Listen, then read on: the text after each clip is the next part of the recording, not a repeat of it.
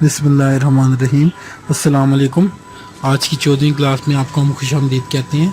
आज हम Microsoft Excel के अंदर कुछ नई चीज़ें देखेंगे, लेकिन उससे पहले हम माइक्रोसॉफ्ट एक्सेल को भी ओपन कर लेते हैं। लेकिन इससे पहले हम कुछ सर्च कमांड्स को देखेंगे कि अगर आपको कंप्यूटर में कोई फ़ाइल सर्च करनी हो तो वो कैसे कर सकते हैं। इसके टोटल 3 तरीके हैं जिसकी वजह से हम इसको सर्च कर इसको मैं मिनिमाइज़ कर देता हूँ। अब मैं माई कंप्यूटर या दिस पीसी को ओपन कर लेता हूँ। ये मेरे सामने ओपन हो गया।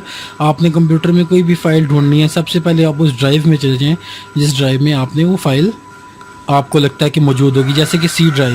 और उसके बाद ये देखें दाएं जाने ऊपर सर्च वाली ऑप्शन में जाके क्लिक करना है और आपने उसके वर्ड्स लिख देने हैं। जैसे मैं यहाँ पे सिस्टम 32 लिखता हूँ और इंटर का बटन दबाता हूँ। ये जो एरोस के आगे आ रहा है उस पर जैसे ही मैं क्लिक करूँगा तो यहाँ पे ये सर्चिंग स्टार्ट हो जाएगी। तो ये सबसे पहला आसान तरीकाकार है। आप उस ड्राइव के अंदर जाते हैं और उसके बाद जाके आप उस फाइल का या उस फोल्डर का नाम लिख देते हैं और उसको सर्च करना शुरू हो जाता है। ये ऊपर आपको बार नज़र आ रही होगी, ये आगे की जानी बढ़ जाएगी। जितनी ज़्यादा फाइलें होंगी, जितने फोल्डर होंगे, उतना ही टाइम लग सकता है। क्योंकि मैं सी ड्राइव में गया हूँ जिसमें विंडो होती है तो टाइम कुछ ज़्यादा लग रहा है। इसको मैं मिनिमाइज़ करता हूँ। अब दूसरा तरीका देखें।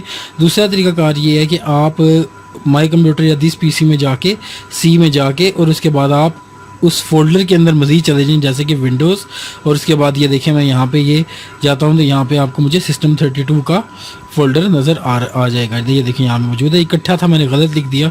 उसको मैं दोबारा जाके देखूँगा तो ये फ़ोल्डर पिछली वाली सर्च में नज़र नहीं आ रहा होगा। तो इसका तरीकाकार किया है दूसरी चीज़ का कि अगर आप कोई चीज़ सर्च करना चाहते हैं तो आप उधर जाके क्लिक करें और क्लिक करने के बाद आपने यहाँ पे बैक करता हूँ। आपको नहीं पता कि किस ड्राइव में मौजूद है, आप वहाँ जाके डायरेक्ट दिस पीसी के अंदर बोलती हैं। जैसे कि मैंने बूट लिख दिया, पूरी जितनी ड्राइव्स हैं वो सब के अंदर सर्च करेगा। ये देखें सिस्टम 32 इसको नहीं मिला क्योंकि इसमें स्पेस नहीं थी। ये मैं स्पेस को मिटाता हूँ और अब मैं एंटर का बटन दबाता हूँ। जैसे ही मैं एंटर का बटन दबाऊंगा तो आप देखिएगा कि यहाँ पे सर्च करके सिस्टम 32 को ले आएगा। अब ये मैं वापस आता हूँ। ये देखें बूट जिस फाइल फोल्डर में बूट का लफ्ज़ आ रहा है, सी ड्राइव, ये ड्राइव किसी भी ड्राइव के अंदर मौजूद होगी तो वो हमें ला के दे देगा। तो अगर आपको नहीं पता कि फ़ाइल कहाँ है तो आप उसको डायरेक्ट दिस पीसी में जाके लिख देंगे। इसमें थोड़ा ज़्यादा टाइम लग जाता है। अब तीसरा और आखिरी तरीकाकार है कि अगर आप चाह रहे हैं आप कि आपको उस फाइल के अंदर मौजूद है कि क्या टेक्स्ट लिखा है ये पता है, लेकिन ये नहीं पता कि उसका नाम क्या है। जैसे माइक्रोसॉफ्ट वर्ड में बनाया तो आपको सेटिंग चेंज करनी पड़ेगी। ऑप्शन में जाके आप सर्च पे जाएंगे और नीचे ऑप्शन आएगी always search file names and contents और इसको आप ओके कर देंगे। अब उसके बाद आप जैसे ही सी या डी ड्राइव में अगर आपको पता है कि इस जगह आपकी वो वर्ड की फ़ाइल पड़ी है, आप उधर जाके आप वो लफ्ज़ टाइप करेंगे। जैसे मिसाल के तौर पर मैं तैमूर अपना ही नाम लिखता हूँ, मैं ये लिख के सर्च करूँगा तो जिस फाइल फोल्डर के अंदर तैमूर का लफ्ज़ आएगा वो तमाम फाइलें सर्च करके दे देगा। ये देखें जैसे मिसाल के तौर पे कुछ फाइलें यहाँ पे खुल रही है, टेक्स्ट फाइलें भी होंगी, ऑडियो वीडियो फाइल्स भी, और ये सारी जिसमें भी आएगा और इसके अंदर बहुत ज़्यादा फाइलें आएंगी और आपने चुन लेना होगा कि किस में आपका डाटा हो सकता है। तो ये 3 तरीके थे भाई। इन 3 तरीक़ों की वजह से आप कोई भी फ़ाइल कंप्यूटर में किसी भी वक्त ढूंढ सकते हैं। तो इसको सीखना ज़रूरी था। अब वापस हम माइक्रोसॉफ्ट एक्सेल की जानिब बढ़ते हैं। सबसे पहले हम यहाँ पे फ़ाइल के अंदर जाते हैं और अपनी खोल लेते हैं रिज़ल्ट वाली फ़ाइल जो हमने कल खोली थी। फ़ाइल पे क्लिक करें और उसके बाद रिसेंट में आ रही होगी ये रिज़ल्ट वाली, इसको हम खोल लेते हैं। तो कुछ मेन मोटी इसकी ऑप्शंस देखते हैं हम माइक्रोसॉफ्ट एक्सेल की और फिर आज के मेन काम की तरफ बढ़ेंगे जो कि सैलरी शीट बनाना है। ये देखिए जैसे मिसाल के तौर पे आपको नज़र आ रहा होगा ये यहाँ पे बॉर्डर लगा हुआ है। सबसे पहले हम बॉर्डर को देख लेते हैं कि अगर आपने बॉर्डर लगाना होता है तो आप बॉर्डर किस तरीके से लगा सकते हैं। ठीक है, उससे पहले कॉपी कट पेस्ट को देख लेते हैं। कॉपी करना है, उस चीज़ के ऊपर जाके क्लिक करेंगे कॉपी पे और उसके बाद अगले सेल में जिस जगह भी आपको चाहिए जाके पेस्ट पे क्लिक कर देंगे तो उसी की एक मज़ीद कॉपी बन जाएगी। इस तरह कंट्रोल सी करेंगे उससे भी कॉपी हो जाता है और कंट्रोल वी करेंगे तो ये उधर चली जाएगी।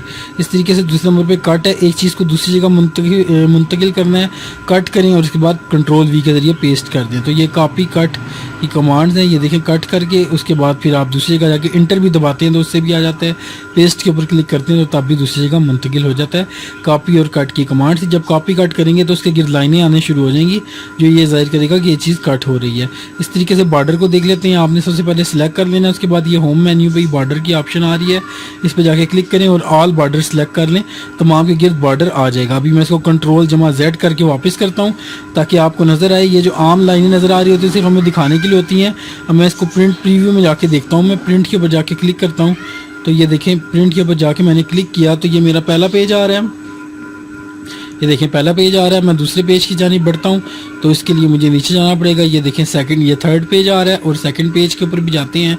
ये नीचे मैं क्लिक करता हूँ एक तो सेकंड पेज, ये देखें ये आगे जो दो कॉलम है बिल्कुल खाली सफ़ा आ रहा है। इस पर बॉर्डर जब तक नहीं लगाएंगे इसको यहाँ पे बॉर्डर हमें नज़र नहीं आएगा। आप क्लिक कर दें तो ये देखें बॉर्डर आ गया। अब दोबारा जाके प्रिंट में देखते हैं उसी दूसरे सफ़े को, तो आप देखिएगा कि उसके गिर्द बॉर्डर आ चुका है। तो इस तरीके से आप माइक्रोसॉफ्ट एक्सेल में बॉर्डर लगाते हैं काम करने के बाद, ताकि प्रिंट में वो नज़र आए। तो ये बॉर्डर की कमांड थी जो कि बतानी आपको ज़रूरी थी। और इसके अलावा अगर आपने किसी चीज़ का साइज़ बड़ा करना है तो साइज़ भी बड़ा कर सकते हैं आप, उसका भी आपको पता ही है।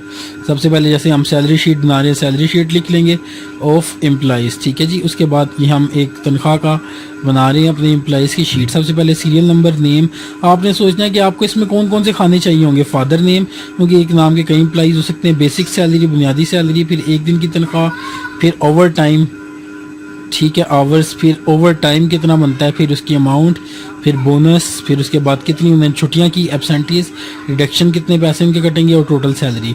तो ये हमने एक खाका सा बना लिया है कि जो कि हम अपने एम्प्लॉइज़ को तनख्वाह देंगे उसको बना रहे हैं।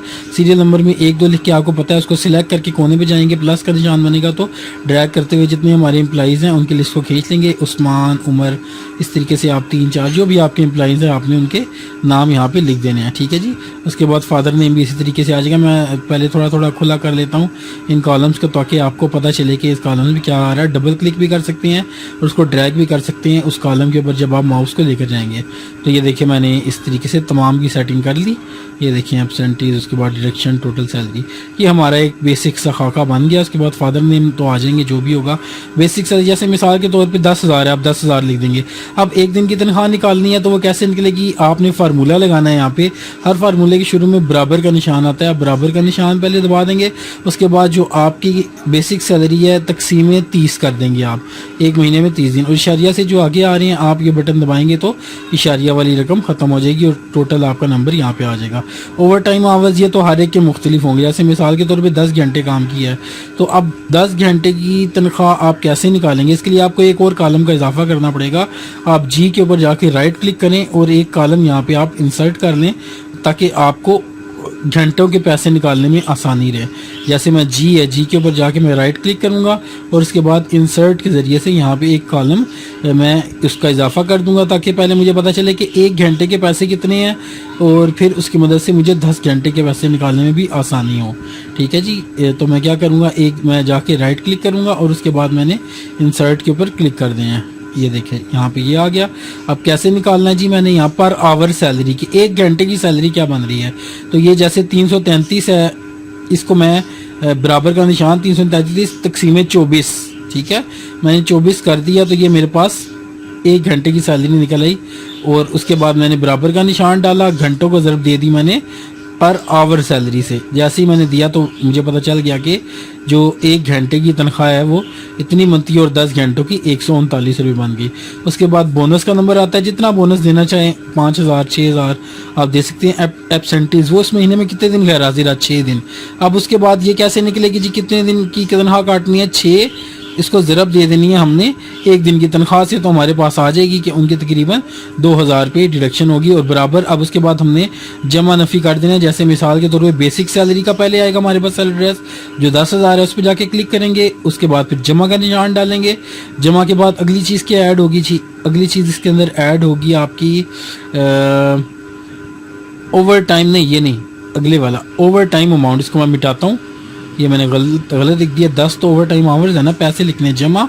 और उसके बाद अगले आता है जी 139 वाला खाना H3, इसको मैंने क्लिक किया, ये आ गया। उसके बाद जमा, उसके बाद बोनस आ गया। अब इसके अंदर से जो डिडक्शन है ये तो कटौती मिन्हा होनी है, तो माइनस करके हम इसका जैसे ही सैलरी ड्रेस डालेंगे तो हमारे पास जवाब आ गया 13,139 रुपये उनकी माना सैलरी बनती है। अब दूसरे टीचर उनकी 20,000 हमने लिख दी। जो जो तब्दील हो रहा है वो जैसे देखेंगे मैंने 333 लिखा था, ये 333 की बजाय मुझे यहाँ पे सैलरी ड्रेस लिखना चाहिए था जो कि D3 है। पहले मैं इसको खींच के नीचे ले आता हूँ, ये देखिए D3 था, तो इसको मैं 333 को मिटा के इसकी जगह D3 लिखूंगा ताकि बाकियों का ऑटोमेटिक आए। तो जो हमारे फार्मूले जिसमें हमने लगाए हैं उसको हम ड्रैग करते हुए नीचे ले जाएंगे तो 12 हमारे टीचर्स हों या 1200 हों, सबका ऑटोमेटिक निकल आता है। तो ये मैं इसको खींच के नीचे ले आऊँगा। उसके बाद ये देखें हमारे पास ओवर टाइम अमाउंट आ रही है, इसका फार्मूला इसको नीचे ले जाएंगे। उसके बाद बोनस है, ये तो हर एक का मुख्तलिफ होता है, एब्सेंटीज भी मुख्तलिफ होती है, लेकिन डिडक्शंस का फार्मूला एक ही है सबका, तो उसको भी खींच के नीचे लाऊंगा। टोटल सैलरी का भी एक ही फार्मूला, इसको भी खींच के नीचे ले आऊँगा। तो ये देखें 20,000 बेसिक सैलरी है। ओवर टाइम जैसे कि उस उमर साहब ने 16 घंटे काम किया तो देखें ऑटोमेटिकली उनका ओवर टाइम निकल आया। बोनस 6,000 है, 4 उन्होंने एब्सेंटीज किए और ऑटोमेटिक आ गया। और ये इशारिया से आगे वाली रकम है, तो मैं इस पूरे कॉलम को सिलेक्ट करके इसका इशारिया कम कर देता हूँ। ओहो ज़्यादा हो गया, कम कर देता हूँ।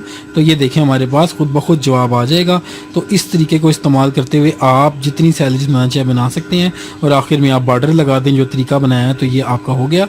उसके बाद ये देखें आपने कॉलमों को इतना खुला करना है, सीरियल नंबर वाले को कम करके ऊपर वाले को मैं सारे खानों को सिलेक्ट करके मर्ज कर देता हूँ। तो ये देखिए बेहतरीन अंदाज में आपकी सैलरी शीट तैयार हो गई है। और आप इसके अंदर जितने भी आपके एम्प्लॉइज़ हैं उनका डाटा आप तैयार कर सकते हैं। हेडिंग को थोड़ा मैंने बड़ा कर दिया। तो ये बेसिक चीज़ें थी आपकी सैलरी शीट की, उम्मीद है आपको समझ आ गई होगी। अब हम अपने टाइपिंग मास्टर के लेसन की तरफ बढ़ते हैं। मैं टाइपिंग मास्टर ओपन कर लेता हूँ, विंडो का बटन दबाया और यहाँ मैंने टाइपिंग मास्टर लिखा। आज हमारी टाइपिंग मास्टर की जो टाइपिंग है ए से जेड तक, उसकी क्वालिटी कीबोर्ड की आखिरी क्लास है, 12वीं क्लास है, उसको हम देख लेते हैं। ये मैं अपने नाम से इंटर कर लूँगा। अब ये 12वीं क्लास आ गई। 12वीं क्लास के अंदर हमारे लेसन है जेड और एक्स, यानी कि जो आपका बायां हाथ है उसके ऊपर ये दोनों आता है। आपने छोटी उंगली से जेड दबाना है और एस वाली उंगली से एक्स दबाना है। तो आपने इसकी प्रैक्टिस कर लेनी है सबकी, ए जेड और ये जितना भी लेसन है आपका 12/2 भी, ऐसे 3 भी, 4 भी, 5वें में कोई टाइपिंग टिप्स बता रहे हैं कि आपने टाइपिंग टेस्ट लेने हैं। ये देखें इसी रो में ये नीचे टाइपिंग टेस्ट मौजूद हैं। आप इसमें कोई भी सिलेक्ट करके उसकी ड्यूरेशन जैसे 5 मिनट में कर लेता हूँ और उसके बाद स्टार्ट टेस्ट करेंगे तो ये आपके सामने आ जाएगा। तो इस तरीके से आपने टाइपिंग टेस्ट देने जब आपकी टाइपिंग के सारे लेसन मुकम्मल हो जाएंगे, ताकि आपको पता चले आपकी कितनी स्पीड है, किस किस लफ्ज़ की गलतियाँ आ रही हैं। तो इस तरीके से आपने कोशिश करनी है कि एक्यूरेसी आपकी अच्छी हो और उसके बाद आपने टाइपिंग करते जाना है। जब लेसन मुकम्मल हो जाएगा, मैं अभी नेक्स्ट कर देता हूँ, तो आपके पास रिजल्ट आ जाएगा कितनी आपकी स्पीड आ रही है, कितनी एक्यूरेसी आ रही है। 90% से ज़्यादा एक्यूरेसी होनी चाहिए। तो ये हमारा कोर्स टाइपिंग का मुकम्मल हो रहा है। कल से हम नंबर कोर्स शुरू करेंगे इंशाल्लाह। इसके अंदर वो बता रहा है जो मैंने अभी आपको बताया, एक्यूरेसी की तरफ आपने ध्यान देना। तो ये आज की हमारी क्लास थी। इंशाल्लाह कल अगली क्लास में मिलेंगे। अपना बहुत सा ख्याल रखिएगा। अल्लाह हाफिज़।